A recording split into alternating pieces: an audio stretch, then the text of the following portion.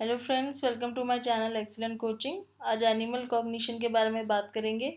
Animal cognition में हम ये चीज़ पढ़ेंगे कि एनिमल्स के अंदर कितनी कॉग्निटिव एबिलिटीज़ होती है, उनके अंदर कितनी एबिलिटी होती है थिंक करने की, रीज़न या प्लान करने की, या वो कितना सिमिलर होते हैं हमारे जैसे। जैसे हम डिसीजन मेकिंग कर लेते हैं, वो कितना डिसीजन मेकिंग कर पाते हैं। इन सब चीज़ों के बारे में हम बात करेंगे एनिमल कॉग्निशन के टॉपिक के अंदर। इतना रीजनिंग नहीं कर सकते, तो ये उनका मानना था रिसर्चर्स का, लेकिन बहुत सारी स्टडीज भी की गई थी, तो उसके बारे में बात करेंगे। एक यहाँ पे व्यू आया था इकोलॉजिकल अप्रोच। एक ये व्यू है जो ये किस चीज़ पे फोकस करता है कि कैसे जो एनिमल्स हैं वो अपनी कॉग्निटिव प्रोसेस को यूज़ करके अपनी लाइफ की प्रॉब्लम सॉल्व करते हैं।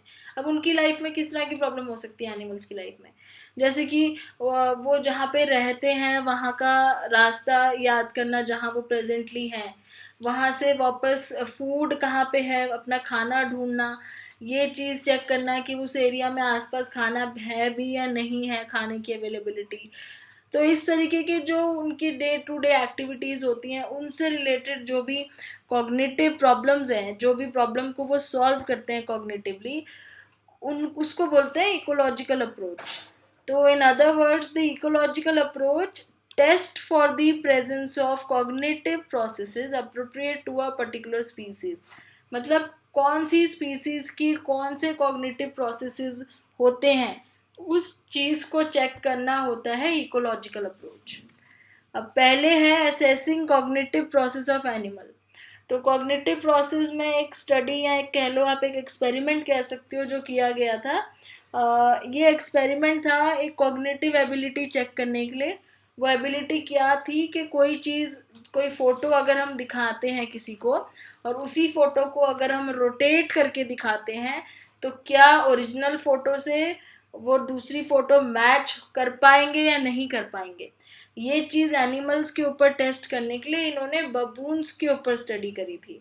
बबून्स एक तरह के एनिमल्स होते हैं, तो उनमें ये कॉग्निटिव एबिलिटी है या नहीं है to perform mental rotation of visual form. मतलब एक विजुअल पिक्चर को रोटेट कर दिया तो क्या वो उसको कंपेयर कर पाएंगे या नहीं कर पाएंगे। तो इसमें क्या था, पहले तो सैंपल स्टिमुलस दिखाया गया। जैसे समझ लो ये पहली पिक्चर है, यहाँ पे एफ लिखा हुआ है जिधर, ये सैंपल स्टिमुलस है। और उसके बाद उनको कंपैरिजन स्टिमुलस दिखाया गया। कंपैरिजन स्टिमुलस मीन्स दूसरी एक फोटो दिखाई जिसमें सेम ही लेटर है लेकिन वो दूसरे डायरेक्शन में रोटेट किया हुआ है। अब अगर उनकी मेंटल एबिलिटी इतनी है कि उन्हें पता चल जाए कि सेम लेटर है लेकिन उसी को घुमा के दिखा रहे हैं, तो दैट मीन्स वो उतने ज़्यादा केपेबल है उन चीज़ों को पहचानने में। तो ये पर्टिकुलर एबिलिटी का एक्सपेरिमेंट करा गया था। तो ऐसे उनको सैंपल स्टिमुलस दिखाया, कंपैरिजन स्टिमुलस दिखाया, उसको मैच करना था। तो उस इससे ये पता चलता है कि वो मेंटली अपने माइंड में क्या उसको रोटेट करके इमेजिन कर पा रहे हैं कि अगर इसको रोटेट करेंगे तो ये यही वाला होगा। तो to test whether baboons are capable of mentally rotating the visual stimuli, Claire Fagot and Hopkins developed a procedure appropriate to the abilities of the baboons। तो जो चीज़ वो कर पाए उसके अकॉर्डिंग उन्होंने एक्सपेरिमेंट डेवलप किया था। तो जैसे पहले उनको दिखाया कोई भी एक लेटर स्क्रीन पे, और उसके बाद कंपैरिजन लेटर दिखाए। जैसे एक था 0 डिग्री रोटेटेड था, 60 डिग्री रोटेटेड, फिर 120 डिग्री रोटेट किया, फिर 180 डिग्री रोटेट किया, फिर 240 डिग्री रोटेट किया, फिर 300 डिग्री रोटेट किया। ऐसे कंपैरिजन शेप दिखाए। One of the comparison shape always match the sample. उसमें से जितनी भी शेप्स उन्हें दिखा रहे थे, एक ऐसा था जो सैंपल से मैच करेगा और बाकी अलग थे। ठीक है। The baboons task was to use a joystick. तो यहाँ जैसे दिख रहा है कि उनको एक जॉयस्टिक का यूज करना था, बबून्स को एक जॉयस्टिक का यूज करना था ये सिलेक्ट करने के लिए कि मैचिंग वाला सैंपल कौन सा है। और जब वो ये सही करते थे तो उनको रिवॉर्ड मिलता था, जैसे छोटा मोटा कुछ खाने का और कुछ दे दिया, इस टाइप से। तो ये जो प्रोसीजर पूरा करा था उसका रिजल्ट क्या आया कि उनके अंदर ये कैपेबिलिटी थी they were able to mentally rotate the visual stimuli, वो कर पा रहे थे। तो ये था इसका रिजल्ट। लेकिन आप अप्रोप्रिएट तरीके से टेस्ट करोगे तभी, मतलब आप ऐसे नहीं दे सकते कि आपने उनको टाइप करने के लिए दे दिया और आप एक्सपेक्ट कर रहे हो कि वो टाइप करके दिखाएं। अप्रोप्रिएट तरीके से चेक करो तो हो सकता है कि कहीं ना कहीं एक रिजल्ट आपको दिखे। फिर आ जाता है मेकिंग डिसीजंस, हमारी एक और कॉग्निटिव एबिलिटी है। हमने क्या पढ़ा, हमने थिंकिंग पढ़ लिया, हमने रीजनिंग पढ़ लिया। अब हम अपनी तीसरी कॉग्निटिव एबिलिटी पे आ रहे हैं जिसको बोलते हैं मेकिंग डिसीजंस। डिसीजन का मतलब होता है ऑल्टरनेटिव में से एक चूज करना। कोई चीज़ लेनी है, एक ऑल्टरनेटिव है, दूसरा ऑल्टरनेटिव है नहीं लेनी है, तीसरा ऑल्टरनेटिव है कितनी देर में ले सकते हैं। तो ये सारे ऑल्टरनेटिव्स में से जब हम एक ऑल्टरनेटिव चूज करते हैं तो उसको हम डिसीजन मेकिंग बोलते हैं। और ये काफ़ी मुश्किल है, रीजनिंग से ज़्यादा मुश्किल होता है डिसाइड करना, क्योंकि कभी कभी जब गलत डिसीजंस हो जाते हैं तो वो उसका कॉन्सिक्वेंस जो हो सकता है वो बहुत गलत हो सकता है। लेकिन फिर भी अगर हम नोटिस ना भी करें तो सुबह से लेके शाम तक हम पूरा टाइम डिसीजन मेकिंग कर रहे होते हैं। सुबह उठ के क्या पहनना है, क्या खाना है, किस तरीके से पहुंचना है, कौन सा ट्रांसपोर्ट, कितने बजे, कितनी स्पीड में चलाना है, ये सारी चीज़ें डिसीजन मेकिंग है जो हम डेली करते हैं। वो हमारी हैबिट बन गई है, इसलिए हमें ऑड नहीं लगता। कौन से स्कूल में जाना है, कौन सा सब्जेक्ट पढ़ना है, कौन सा टॉपिक पढ़ना है, कौन सा एग्ज़ाम पढ़ना के लिए पढ़ना है, ये सारे बहुत सारे डिसीजंस हैं जो हम डेली लेते हैं। लेकिन हम रैशनल डिसीजन हमेशा नहीं लेते हैं। रैशनल डिसीजन क्या होता है? रैशनल होता है अगर आप रैशनल डिसीजन ले रहे हो ना तो आप उसको कैलकुलेट करके लोगे हमेशा। ज़्यादातर हम नहीं लेते हैं, कभी कभार जब बहुत ही ज़्यादा इंपॉर्टेंट होता है, जैसे पहले आप उसकी यूटिलिटी देखोगे, उसकी वैल्यू ऑफ आउटकम देखोगे कि अगर मैं ये डिसीजन लेता हूँ तो इसकी क्या यूज़ होगा, इसका क्या आउटकम होगा, इसके अलावा अगर नहीं लूँगा तो उसका क्या, अगर मैं ना लूँ तो दूसरा ऑल्टरनेटिव क्या है, और आप ये सोचोगे कि क्या प्रोबेबिलिटी है कि रिजल्ट मेरे फेवर में आएगा, तो आप कैलकुलेशन बहुत सारी करोगे। तो आप ये सारी चीज़ें सोचोगे रैशनल डिसीजन लेने से पहले, और you will take a decision on the basis of expected utility. मतलब उसकी चीज़, उस डिसीजन की क्या आगे यूटिलिटी होने वाली है, मतलब कि कोई प्रोडक्ट है उसकी क्या वैल्यू होने वाली है, या फिर कोई भी पॉसिबल आउटकम है उसकी क्या प्रोबेबिलिटी है कि वो ऐसा ही रिजल्ट आएगा। ये चीज़ें देख के हम डिसीजन लेते हैं। लेकिन हम हमेशा रैशनल डिसीजन मेकिंग नहीं करते हैं कभी भी। ऐसा नहीं है कि हम थोड़ी देर पॉज हो गए और पॉज होके हम सोच रहे हैं, कैलकुलेट कर रहे हैं। काफ़ी टाइम ऐसा होता है, अगर बहुत ही इंपॉर्टेंट 2-3 डिसीजंस को छोड़ दो, बहुत टाइम ऐसा होता है कि हम अपने इंट्यूशन के बेस पे डिसीजन ले लेते हैं, या ओपिनियन, दूसरे लोगों से ओपिनियन लेके डिसीजन ले लेते हैं। अपने हंचिस के बेस पे, जो हमें फील होता है, जो हमें इंट्यूशन फील होती है, उसके बेस पे ले लेते हैं। हम हमेशा ही रैशनल डिसीजन नहीं लेते हैं।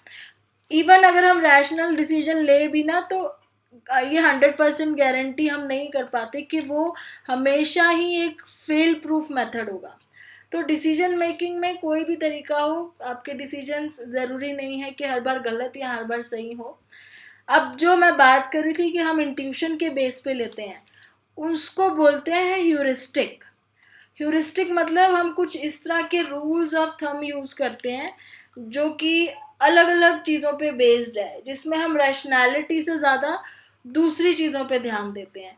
अब ये बहुत इंपॉर्टेंट टॉपिक है, ह्यूरिस्टिक्स यूजिंग क्विक बट फैलिएबल। फैलिएबल मतलब क्योंकि हम जल्दी में लेते हैं ऐसे डिसीजंस तो हम गलत ले लेते हैं, और rules of thumb to make decisions. तो ये टॉपिक अभी इम्पॉर्टेंट है बहुत, इसको ध्यान से समझना। तो जहाँ पे अभी ये बोल रहे हैं हम ह्यूरिस्टिक मेथड का यूज़ करते हैं, तो यहाँ पे मेनली हमारा पर्पस होता है शॉर्टकट लेना। ह्यूरिस्टिक में हम लोग शॉर्टकट मेथड यूज़ करते हैं, और इसमें क्या मतलब क्या है ह्यूरिस्टिक का? Rules of thumb that reduce the effort required though they may not necessarily enhance the quality or accuracy of the decision। ये वो तरीके हैं जो शॉर्टकट से होते हैं, पर ज़रूरी नहीं है कि ये हमारे डिसीजन की क्वालिटी बढ़ा दें या उनकी एक्यूरेसी बढ़ा दें। हो सकता है क्वालिटी या डिसीजन गलत हो या बहुत पुअर क्वालिटी के हो, क्योंकि हमने शॉर्टकट में लिए हैं, जल्दी में लिए हैं। और हम ये शॉर्टकट किस बेस पे ले पाते हैं? हमारे पुराने एक्सपीरियंस के बेस पे, क्योंकि हमारा पहले का जो एक्सपीरियंस होता है या हमारी जर्नल नॉलेज जो होती है, हमारी जर्नल रीजनिंग की जो आदत होती है, उसके बेस पे हम ये डिसीजन लेते हैं। इसमें 3 तरीके हैं अलग अलग।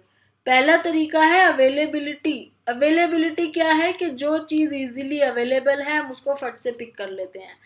जब भी हमें बहुत सारी चीज़ों में से एक चीज़ चूज़ करनी है, वो एक डिसीजन मेकिंग का प्रोसेस है, लेकिन यहाँ पे हम उस चीज़ को झट से उठा लेते हैं या डिसीजन उसके लिए ले लेते हैं फेवरेबली जो इजीली अवेलेबल हो। तो tendency to make judgement about the frequency और likelihood of the event in terms of how readily examples of them can be brought to mind। जो चीज़ हमारे माइंड में इजीली एग्जाम्पल के फॉर्म में आ जाती है, अभी हम एग्जाम्पल भी पढ़ेंगे इसका, तब हमें जल्दी समझ आ जाएगा। ये तब काम करता है क्योंकि कोई चीज़ के बारे में अगर हम बार बार सुनते हैं, बार बार हमारे माइंड में वो चीज़ बहुत फ्रीक्वेंटली रहती है, तो हम उसको बहुत जल्दी यूज़ कर लेते हैं, उस डिसीजन को बहुत जल्दी मान लेते हैं। तो इसमें एग्जाम्पल देख लेते हैं। पहले यहाँ पे एक स्टडी के बारे में बात कर रहे हैं। पार्टिसिपेंट्स को कुछ नेम्स, लिस्ट ऑफ नेम्स दिखाए गए थे। जैसे एक टेबल है, यहाँ पे आप ये देख रहे हो, जैसे ये टेबल है, ऐसे कुछ पार्टिसिपेंट्स को लिस्ट दिखाई गई थी, उसमें नाम लिखे थे और उनको बोला गया था कि आप लिस्ट को देखो और बिना गिने, गिनना नहीं है, शॉर्टकट मेथड यूज़ करना है, बिना गिने ये बताओ कि इसमें लड़कों के नाम ज़्यादा हैं कि लड़कियों के नाम ज़्यादा हैं, मेंस और वुमेन्स नेम, किसके नाम ज़्यादा है। तो अगर आप इस लिस्ट को देखोगे थोड़ी देर, तो आप देख के एक बार आप सारे नाम देखो, काउंट मत करो, और सोचो कि आपको क्या लग रहा है इसमें किसके नाम ज़्यादा है। तो इस तरीके से लिस्ट दिखाई थी। Although the number of male and female names were equal, actually क्या था, लिस्ट में नेम दोनों के इक्वल हैं, लेकिन रिजल्ट क्या मिला? Nearly 80% of the participants reported that women's name appeared more frequently. 80% लोगों ने बोला कि वुमेन्स का नेम, जो लड़कियों का नाम है, वो इसमें ज़्यादा है। 80% लोगों ने ऐसा बोला, जबकि नाम दोनों के बराबर है। अब ऐसा क्या हुआ? Because the women named in the list were more famous, so their names were more readily remembered and brought to mind।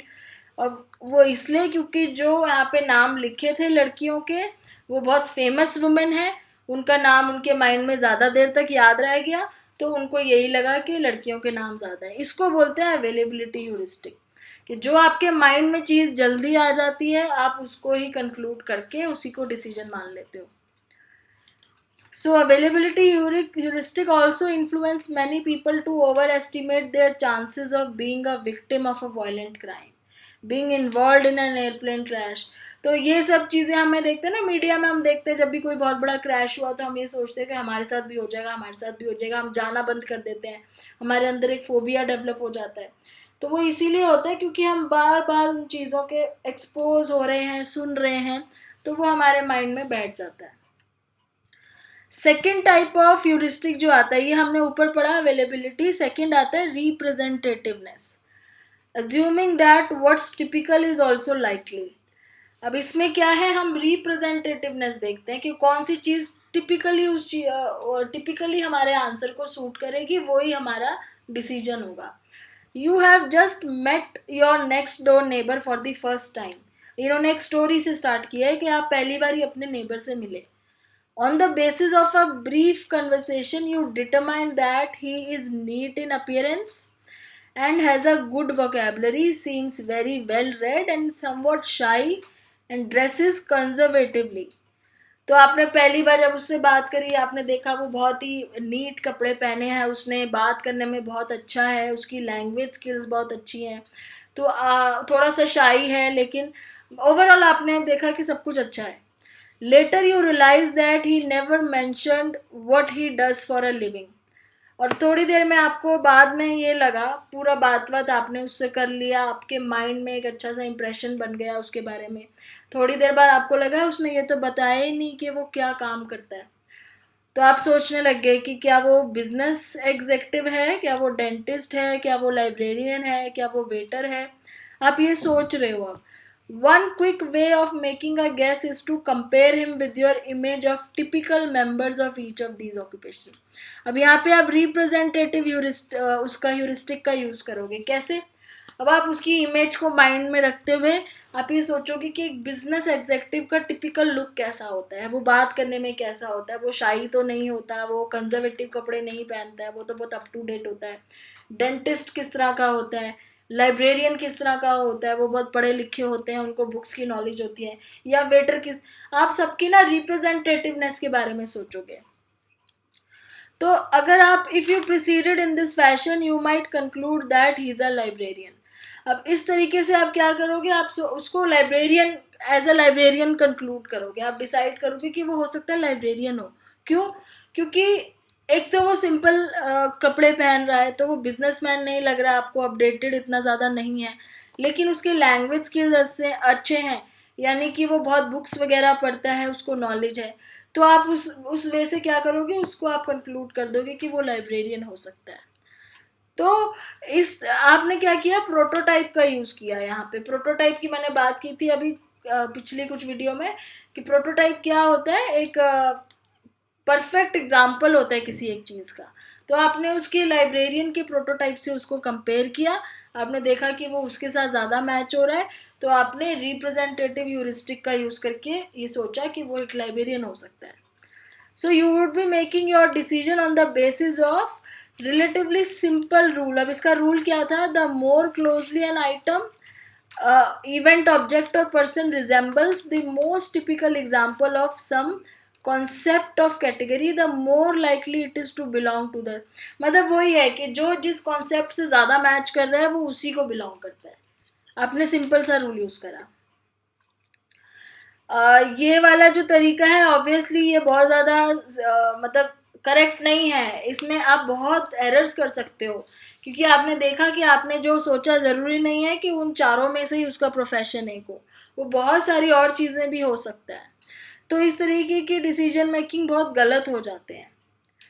The most important of these is that they could potentially prove very helpful. The information relating to the base rate, the relative frequency of various items or events in the external world.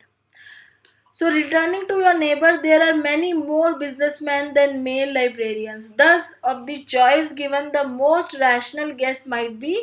अभी कह रहे हैं कि कभी कभी आप ये भी सोच सकते हो कि भाई लाइब्रेरियन तो इतने होते नहीं हैं, जनरली बहुत कम होते हैं, वो भी मेल लाइब्रेरियन। हमने मोस्टली लाइब्रेरियन फीमेल्स देखी हैं। तो आप फिर ये सोचोगे कि नहीं इतने ज़्यादा तो नहीं होते हैं लाइब्रेरियन, तो ये बिजनेसमैन ही होगा अगर इतना ज़्यादा इसको नॉलेज है तो इस तरीके से हम अपने उसका यूज़ करते हैं। फिर आता है तीसरा तरीका, एंकरिंग एंड एडजस्टमेंट। इसमें हम रेफरेंस पॉइंट्स का यूज़ करते हैं। एंकरिंग एंड एडजस्टमेंट में रेफरेंस पॉइंट का यूज़ करते हैं। तो ये ह्यूरिस्टिक डिसीजन का तीसरा तरीका है। The day I receive my driver licence I began to shop for my first car. तो यहाँ पे भी एक सीन इमेजिन करने के लिए बोल रहे हैं कि जैसे पहले दिन जिसको एक आप अपने आप को ही मान के चलो कि पहले दिन आपको जिस दिन ड्राइवर लाइसेंस मिल गया उस दिन आप अपनी पहली गाड़ी खरीदने के लिए चले गए, और बहुत देर तक आपने सर्च करी और आपको एक कार मिल गई जो आपको हमेशा से चाहिए थी। आपको एक कार ऐसी दिखी जो आपको हमेशा से चाहिए थी। The major question was of course how much will it cost. अब आपके माइंड में सबसे पहले क्या आया कि ये तो बहुत महंगी हो सकती है, ये कितने की है। A totally rational person would have located the information in the blue book which list the average prices paid for various used cars in recent month। अब देखो अगर कोई रैशनल थिंकर होगा तो वो डायरेक्टली पहले कार शॉप करने नहीं जाएगा। आप भी यही सोच रहे होगे कि भाई सीधा लाइसेंस मिलते ही कार शॉप करने थोड़ी चले जाएंगे, पहले रिसर्च करेंगे। तो जो रैशनल थिंकर होगा वो पहले उसको इंटरनेट पे सर्च करेगा या किसी मैगजीन में सर्च करेगा कि इस तरह की जो कार्स हैं या जो आजकल कार्स रिसेंटली खरीद रहे हैं उनके क्या प्राइसेस हैं। ठीक है, but did I proceed in this fashion? Absolutely not. Given a strong tendency to follow the path of at least resistance and the fact that the blue book is not readily available everywhere, I tried a different approach. I asked the seller what he wanted for the car, then proceeded to bargain from there. तो हाँ, अभी again ये कह रहे हैं कि फिर हमने ऐसा नहीं किया ना, हम रैशनल थिंकिंग नहीं करते हैं, तो हमने क्या किया, डायरेक्टली चले गए और वहाँ उसी से बार्गेनिंग करने लगे, जो कार सेलर था उससे बार्गेन करने लगे. So at first glance, this may seem like a reasonable strategy. But think again. If you adopt it as I did when I purchased that car, you have allowed the seller to set a reference point, a figure from which your negotiations will proceed. In this case of a used car, if the reference point is close to the blue book price, all well and good. If it is much higher, you may end up paying more for the car than it is really worth.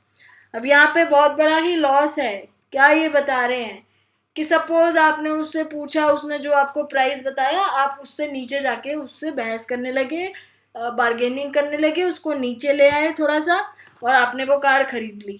और जब आपने कभी अचानक आपको वो book मिली जिसमें prices होते हैं, आपने कहीं सुना, आपको पता चला कि एक्चुअल में तो इसका प्राइस और भी कम होता है काफ़ी ज़्यादा, तो मेरा तो लॉस हो गया, मैं तो अपने उसके दिए हुए पॉइंट से नीचे लेके आया.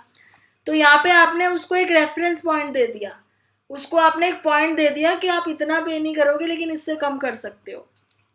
उसने आपको बहुत ज़्यादा हाई बताया था प्राइस, और आपने उसको उस पॉइंट से बहस करनी शुरू करी, और वो आपको थोड़ा नीचे ले आया, जबकि एक्चुअली में कार की जो प्राइस थी वो और ज़्यादा कम थी. तो इस केस में ये गलती आपने करी कि आपने उसको एक रेफरेंस पॉइंट पहले ही दे दिया कि ये मेरी लिमिट है, इससे नीचे आओ. So in such cases, decisions are influenced by what is known as anchoring and adjustment heuristic. अब इसमें क्या यूज़ किया है, एंकरिंग एंड एडजस्टमेंट ह्यूरिस्टिक का यूज़ किया है. अ mental rule of thumb for reaching decision by making adjustment in the information that is readily available. तो इस केस में हमने क्या किया, हमने रिसर्च नहीं करी, जो इंफॉर्मेशन हमें ईजिली मिल गई उसी को एडजस्ट करना शुरू कर दिया. हमने इंफॉर्मेशन कलेक्ट नहीं करी, हमारे पास इंफॉर्मेशन बहुत ज़्यादा इनसफिशिएंट थी, हमने रिसर्च नहीं करा, और उसी गलत इंफॉर्मेशन को हमने अपना रेफरेंस पॉइंट बना दिया और उसी के आसपास एडजस्टमेंट करने लग गए, जबकि हो सकता है ओरिजिनल चीज़ बिल्कुल बहुत दूर हो उससे. So in other contexts, it might be a performance rating assigned to an employee, a grade given to a term paper, or a suggested asking price for a new home. तो ये सब चीज़ें बाकी जगह पे भी कहता है ऐसे हो सकते हैं. जैसे आप किसी को रेटिंग दे रहे हो तो आपने सुन के गलत रेटिंग दे दी, आप किसी के पेपर चेक कर रहे हो, आपने सुन के गलत मार्क्स दे दिए उसको, कि आपको सुनने में आया कि वो पढ़ने में अच्छा नहीं है, हो सकता है उसने आपका पेपर अच्छा किया हो. ऐसे कई बार होता है ना टीचर्स के, इसीलिए तो बोर्ड पेपर में नाम वगैरह, रोल नंबर वगैरह नहीं पता होते, क्योंकि कई बार क्या होता है कि टीचर्स आपस में एक दूसरे को बता देते हैं कि ये बच्चा तो ऐसे ही है, ये उससे 50 नंबर से ज़्यादा नहीं ला सकता. तो आप ऑलरेडी अपने माइंड में वो नंबर लेके रखोगे, आप उसी के आसपास उसको उसके नंबर देने की कोशिश करोगे. तो ये यहाँ पे इस तरह की एरर्स होती हैं. तो ये ह्यूरिस्टिक के जो तरीके हैं तीनों जो अभी तक हमने पढ़े, इनका कह रहे हैं कि बहुत ज़्यादा स्ट्रॉन्ग इन्फ्लुएंस होता है हमारी डे टू डे एक्टिविटी में. हम अनइंटेंशनली और अनकॉन्शियसली या सबकॉन्शियसली ये सारी चीज़ें अपनी डेली लाइफ में करते हैं, और इनके बेस पे हम डिसीजंस लेते हैं, जो कि कभी कभी बहुत ही गलत हो जाता है. तो क्या सही तरीका है कि मोस्टली हम कोशिश करें कि हम रैशनल तरीके से डिसीजन लें. तो आगे का आप नेक्स्ट वीडियो में डिस्कस करेंगे. Thanks for watching.